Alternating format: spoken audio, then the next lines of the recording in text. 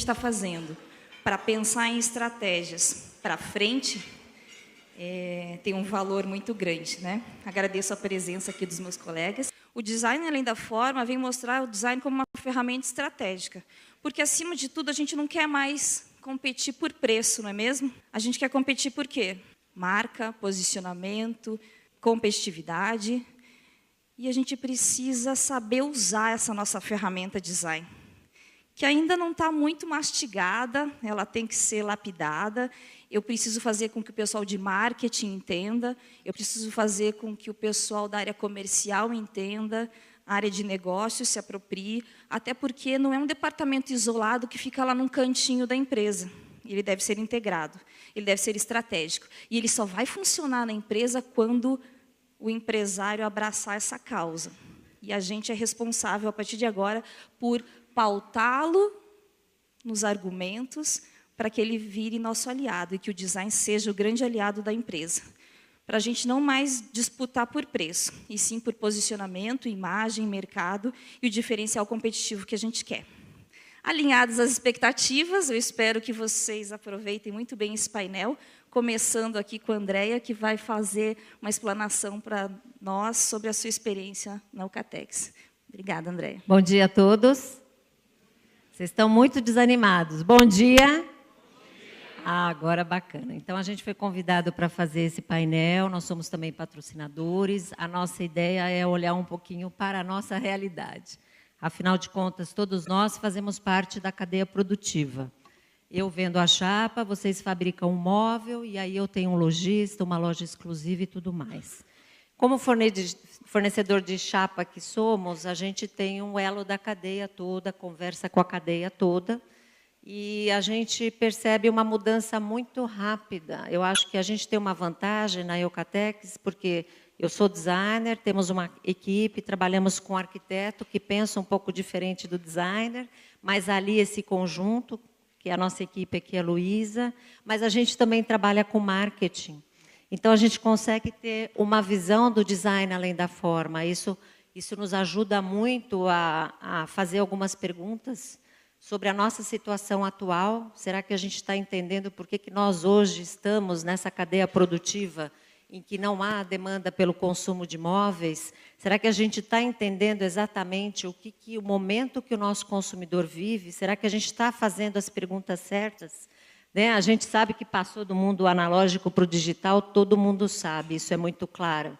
Mas será que a gente está conseguindo entender essas mudanças tão rápidas que estão acontecendo? A gente está trazendo a capacidade de respostas para ela? Eu acho que ainda não. Porque eu acho que se a gente conseguisse trabalhar essa capacidade de mudança e acompanhar, a gente talvez estivesse com a nossa categoria moveleira num outro patamar de consumo. Hoje, no IBGE, os 10 maiores consumos no Brasil não está a categoria móveis, né? Está a categoria eletro, ela vem crescendo, inclusive, infelizmente, a nossa categoria ela está em declínio. Então, a era analógica para digital nos conta muitas histórias, né? Eu tenho filhos universitários, eu tenho, assim, eu falo para vocês, uma dificuldade em acompanhá-los, porque eles são os minimalistas, eles são uma outra geração, trabalham compartilhamento. Então, será mesmo que a gente está projetando para aquele consumidor atual ou ainda continua projetando para aquele consumidor de 10 anos atrás, né? Você vê o que a gente faz hoje, é altamente dependente tecnológico, mas será que a gente está usando essa ferramenta ao nosso favor?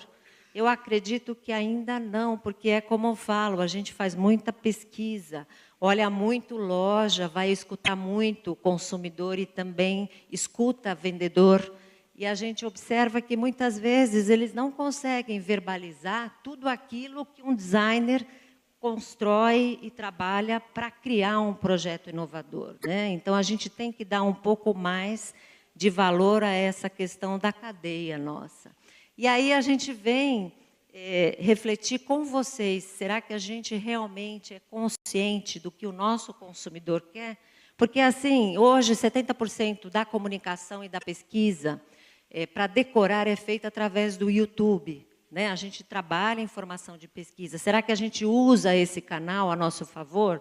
Né? O Paulo até tem o mérito de falar sobre isso hoje, né? E a gente tem ainda essa questão das classes sociais no Brasil, que muitas vezes a gente continua vendendo móvel, mas a gente quer vender conforto, a gente quer vender bem-estar, a gente quer entregar experiências. E isso é uma nova pergunta que a gente tem que fazer para a nossa equipe, para a nossa indústria, para os nossos empresários, né? Eu acho que o objetivo de você aliar o design à estratégia é fazer com que o design seja, de fato, a estratégia do negócio, o posicionamento da marca. Isso tem uma referência de construção de valor de marca. Então, a gente precisa, nesse momento, mudar a pergunta que a gente está fazendo para criar os nossos produtos. Eu acho que isso é fundamental e talvez essas perguntas sejam as perguntas certas para os nossos empresários. Não é mais aquele profissional que só cria, ele co-cria, ele participa de comportamento, ele é flexível, ele tem muito mais responsabilidades. Aqui a gente coloca a inovação, nós somos uma empresa de fabricação de chapas, então, assim como o moveleiro, a gente tem a obrigação de investimento em tecnologia, de inovação, de buscar diferenciais.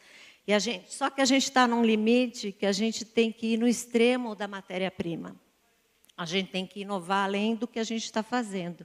Quer dizer, está ainda precisando que o mercado olhe além. O que é essa inovação? Então, de forma bem provocativa, a gente quer que vocês se perguntem se tem outras maneiras de fazer a mesma coisa. Acredito que sim, né? E experimentar é colaborativo, é o design thinking, é trazer a empresa e o tema do design para o centro do negócio. Outra coisa também que a gente fala muito, e isso era muito visível lá fora, e nós estamos num outro processo no Brasil, a questão da sustentabilidade, do ciclo dos produtos. Quer dizer, o que a gente viu em Milão muito dos materiais, das transparências, é porque menos é mais, gente. É menos material, é menos consumo de energia, é menos peso, é material mais reciclável. Então, a gente está vivendo uma mudança muito forte sobre esse tema. O designer ele tem que ter essa capacidade de motivação, de colaboração, é comportamental, de poder tirar da empresa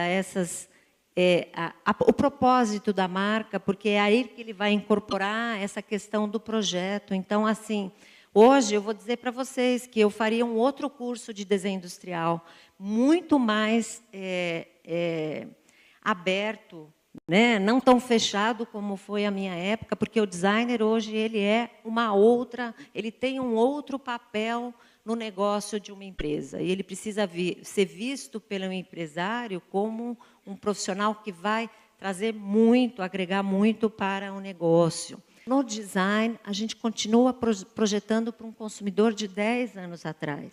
Eu acho que é uma reflexão que a gente deve fazer. A gente vê as pessoas muito mais interessadas em espaços menores, espaços multiuso, mobiliário híbrido, e a gente não encontra isso nas lojas físicas, e o e-commerce cresce por esse motivo, né? Porque tem mais produtos na loja de e-commerce que vão satisfazer desejos do que, às vezes, numa loja física, né?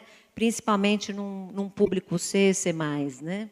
Eu vou dar um exemplo aqui de experiência, porque eu acho que o design experience é também uma forma de você diferenciar a sua marca. Então, como é que vocês cuidam dessa cadeia de valor? Quando eu falo da cadeia de valor, é assim, eu sou um fabricante de chapas, eu tenho que olhar a cadeia produtiva, eu tenho que olhar como é a comunicação, eu tenho que entender o que vocês fabricam, o que vocês projetam, mas eu também tenho que entender o canal, eu tenho que fazer a pesquisa, eu tenho que olhar como que os nossos consumidores, eles compram design hoje. É um design, além da forma, faz sentido o recurso tecnológico, como eu me comunico com esse público.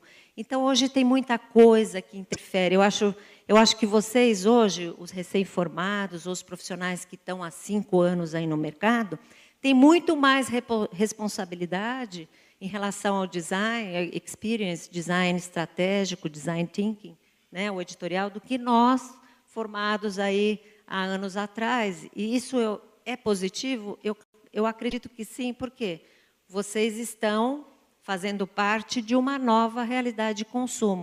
E como é que vocês conversam se vocês não criam a relação com o seu cliente? Como é que eu me comunico? Porque para eu ter relacionamento e partir do princípio que eu não faço mais atendimento, é fundamental que a gente mude a forma de comunicar. Isso é uma coisa que eu acho que vai ser muito relevante para os próximos projetos, porque a gente sabe que não basta ter um ótimo showroom, um produto super bem exposto numa loja, mas o seu vendedor ele não comunica o seu produto. Eu pensei aqui para a gente falar, buscar outros modelos que tenham um tema muito forte, que é a economia circular, que traz essa questão do impacto social, ambiental e meio ambiente para o nosso processo de fabricação, tendo o ciclo do processo todo coberto por um controle de resíduos, enfim, isso é algo que vem sendo bastante discutido. A Matéria Lab é uma empresa aqui no Brasil que tem expertise nesse sentido, e aí a economia circular e a economia criativa são temas que vêm acontecendo, Fab Labs. Então, a gente vê muito essa questão do design dentro do empreendedorismo, né? Acho que o Paulo é o maior exemplo, né, do que o design é disruptivo, o que ele pode trazer. E aí fica a minha mensagem aqui para os novos designers, ou para os atuais designers, ou para os empresários entenderem o papel do designer dentro das empresas. Ele é comportamento, ele é flexível, atitude colaborativa, ele tem que dialogar e, principalmente, cuidar muito dessa cadeia de valor nossa, que é a cadeia de móveis, que carece ainda de muitos estágios de evolução. Ok? Obrigada. Designer falando para designer de design, tá fácil, né? Acho que é só a tua colocação de falar da forma estratégica e que eu, profissional de produto, tenho que também conhecer de outras áreas que às vezes eu não tenho tanto domínio, como design gráfico, editorial, digital, e eu preciso de aliados para isso, acho que é importante. Com certeza. Isso tudo está integrado no negócio. E daí vem o Eduardo, que é designer de formação também, e você, atuando nessa área de marketing, você consegue trazer para a gente essa experiência? O designer faz tudo sozinho na empresa? Eu não acredito que o designer resolva todos os produtos da empresa sozinho, obviamente, né? Não somos egocêntricos a esse ponto. Design é uma atividade multidisciplinar, né? Quem escolhe essa profissão, o indivíduo que escolhe ser designer, ele já tem por característica conseguir ver o problema e se afastar do problema para entender o todo. Essa é uma característica do profissional, como outros profissionais, outras áreas também têm, o médico, o advogado, cada um com o seu perfil. A do designer é esse é o perfil. E isso ajuda muito, mas não significa que ele é autossuficiente, né? Muito pelo contrário. Ele precisa das competências, ele precisa usufruir do know-how, do conhecimento de todas essas outras áreas dentro da indústria. Essas outras áreas que eu falo todos os pontos de interação que o produto ou que o serviço vai ter na sua criação, no seu desenvolvimento, desde quando ele ainda não existe, ele ainda é uma matéria-prima, até o ponto onde ele está sendo descartado pelo consumidor, né? Então, todos esses pontos de interação, eles precisam ser cuidadosamente, minuciosamente trabalhados, né, para que aí sim o produto tenha sucesso no mercado. Então, voltando, não é suficiente o design trabalhar sozinho, ele precisa do apoio dessas outras áreas, é fundamental para que o produto de fato tenha esse sucesso, né? Aqui eu estou trazendo já um outro produto, tá? Já é um produto mais recente, é um produto que a gente lançou há 2 anos mais ou menos atrás, 1 ano e pouco atrás. Aí ele já é um produto, então, que teve a participação de equipe de design, teve um pensamento por trás desse produto em todos os níveis de interação, né? Ainda estamos falando de um produto extremamente popular, um produto de primeiro preço, que praticamente é para o mesmo público-alvo do produto anterior, né? Classe C, que é vendido também na loja pelo mesmo valor, né? Aqui a gente percebe que a matéria-prima ela começa a ser utilizada de uma forma muito mais racional, tem muito menos processos produtivos para se fazer o produto, coisa que no outro tinha muito processo, né, e naquela época talvez era um diferencial, e hoje a gente percebe que não.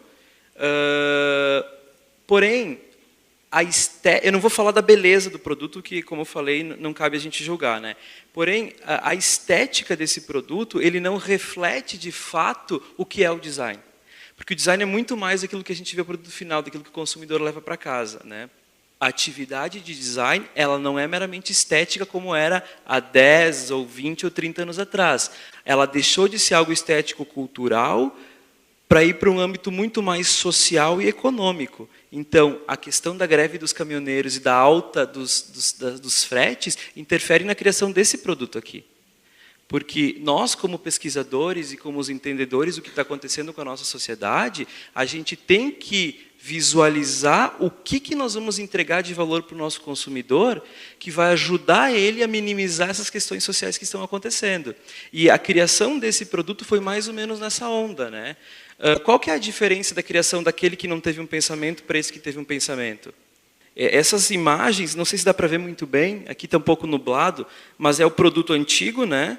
E do lado é uma foto desse produto no estoque do meu cliente, né? Que é muito parecido com o estoque que eu faço na minha fábrica, né? Então as cadeiras são embaladas e são empilhadas, né? Aqui, por exemplo, para eu conseguir encher um container para exportar esse produto, eu tenho que colocar 837 cadeiras, ou um baú de caminhão, para que esse produto possa viajar daqui do sul, que é onde a nossa empresa está localizada, até o norte ou até o nordeste, né? Ou seja, o valor desse frete que eu comentei com vocês agora há pouco, ele vai ser dividido entre 837 cadeiras, quem está pagando é o consumidor, né? Aí quando a nossa equipe de desenvolvimento começou a entender um pouquinho essa lógica toda, o estoque do cliente, o transporte, como isso vai chegar na casa do cliente, qual é o valor de fato que a gente está entregando para ele, e tudo isso refletiu na construção do novo produto, né? Então o novo produto ele já foi concebido com todo esse pensamento. Vamos tentar resolver todas essas questões que a gente vai ter. Então a mesma quantidade de produto que eu tenho do primeiro, eu consigo resolver com 4 vezes menos volume no segundo produto. E isso não está na estética do produto. Isso o consumidor não está vendo. Mas isso é valor também. Pode não ser valor naquele momento percebido pelo consumidor, mas foi valor para o lojista que comprou aquele produto que teve uma redução no frete, e por consequência foi valor sim para o consumidor que pagou menos pelo produto também. A gente exporta também esse produto, né? Então eu consigo colocar no mesmo container que eu exportava 800 cadeiras, eu consigo exportar 3.300 cadeiras aqui, né? Então só aí eu já tenho uma mudança muito grande, né? E obviamente não termina por aí. Aí depois tem o consumidor, isso tem que chegar até o consumidor. Antes ele recebia um produto montado na casa dele. Agora ele não vai mais receber um produto montado. E se a gente for analisar 80% ou 90% das empresas produtoras desse tipo de produto de cadeira, o consumidor recebe o produto montado em sua casa, né?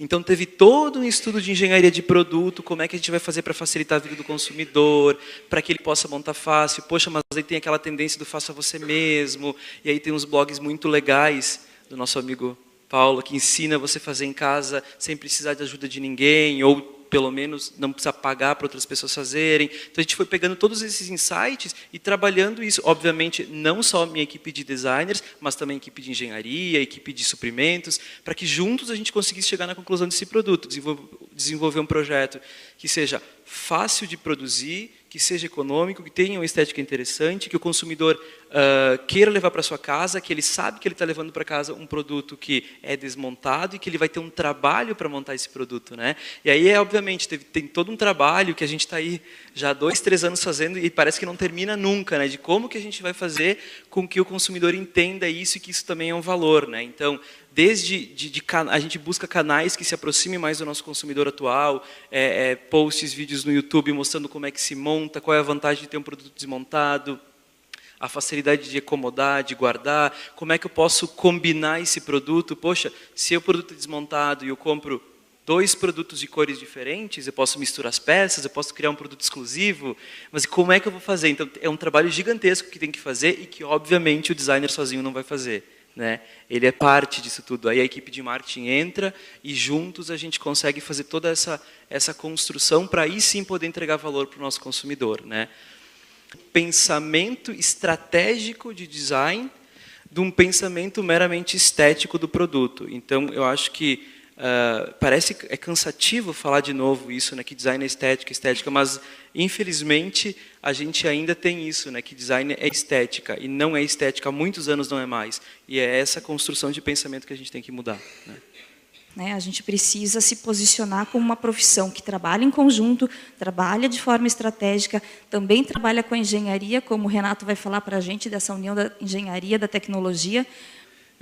O trabalho da tecnologia, como ela é empregada em pequenas, médias, grandes empresas, e vendo o papel do design, eu comecei a pensar nesse jogo, nessas estratégias que devem ser utilizadas, e para mim o tabuleiro de xadrez talvez represente a melhor estratégia desse jogo, desses movimentos todos. Joga quem sabe jogar. E aí tem outra questão, meio que o ovo e a galinha, né? Quem veio primeiro, né? E é engenharia e design, é design e engenharia, né? E quem é mais importante para a empresa? Na verdade, todos são importantes. A importância, lembrando do monge, é como manter todo esse povo unido, né? Não vai ter aquele inglês que, por acaso, levantou a cabeça no meio da água e encontrou os javalis em cima de uma pedra. Ele podia ter morrido antes e não ter encontrado. Então, entra uma palavra bonita que eu vejo, eu sou professor universitário também, e eu vejo muita gente falar de desenvolvimento integrado de produto. No papel funciona maravilhosamente bem. Aqui eu faço, então, uma comparação entre aquela primeira abordagem serial, que é aquela coluna onde tem necessidade, síntese de projeto, avaliação, e avalia a funcionalidade, e não interessa muitas questões se esse troço vai funcionar ou não vai funcionar, se é fácil de fabricar ou não é fácil de fabricar, onde a maioria das empresas se situa, que é essa área circulada. Agora, o que pouca gente consegue fazer é, a partir dessa... Tem empresas... Eu tenho um irmão que trabalha lá na Bahia e é montador de móveis. E eu converso com ele seguido e ele diz assim, cara, eu não olho mais para manual de montagem. Não serve para nada.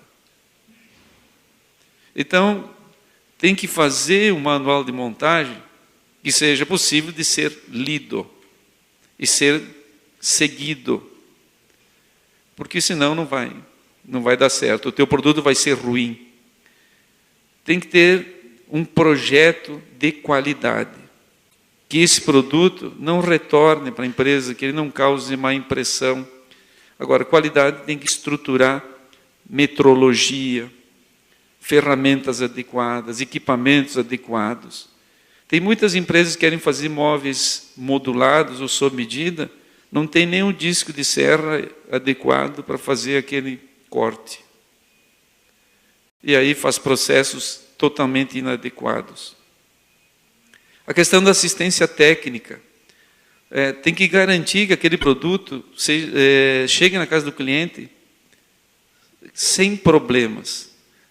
Porque é ruim você ter um produto para ser instalado, esperando algum evento, e ele não ficar pronto, porque faltou um elemento, porque as coisas não encaixaram. Por fim, foi comentado aqui, desde a Andréia, todos aqui falaram disso, a questão da reciclabilidade. Tem que ter um processo de reciclagem. O dilema desse negócio, o dilema do DIP, do desenvolvimento integrado de produto, é fazer as empresas entenderem, os empresários entenderem, de que precisa ter equipes multidisciplinares. As embalagens hoje de alimentos estão colocando que a indústria alimentícia está se apropriando do design para que aquela embalagem seja mais fácil de ser aberta, mais fácil de ser consumida, mantenha o produto mais tempo com qualidade, aumenta a shelf life. E nós, na indústria moveleira, estamos depreciando a palavra design. E design não é falar assim, minha cadeira tem design porque ela é ergonômica. Isso é passado, isso é default. Eu não consigo admitir, nos dias de hoje, que uma indústria vai desenvolver uma cadeira que não é ergonômica, que pode prejudicar a postura da pessoa. Ou então que aquele produto é sustentável. Isso tem que ser intrínseco no projeto. Eu tenho que buscar atributos que enalteçam mais ainda a minha indústria moveleira.